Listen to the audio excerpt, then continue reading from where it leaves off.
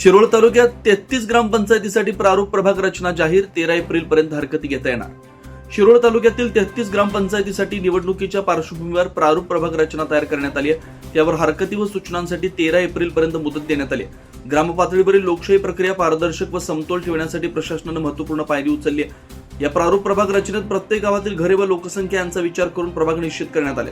लोकसंख्येच्या आधारावर प्रतिनिधित्व मिळावं हा यामागील उद्देश असून यामुळे निवडणूक प्रक्रिया अधिक न्याय होणार आहे.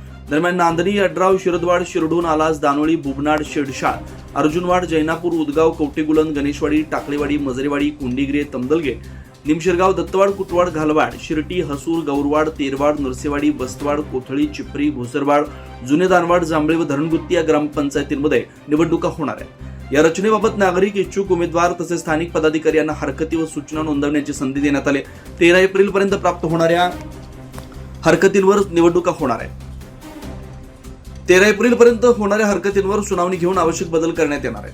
त्यानंतर 4 मे रोजी अंतिम प्रभाग रचना जाहीर केली जाणार आहे. त्यानुसार पुढील निवडणूक प्रक्रिया पार पडेल. अंतिम आराखडा जाहीर झाल्यानंतर उमेदवारांची समीकरण स्पष्ट होणार आहे.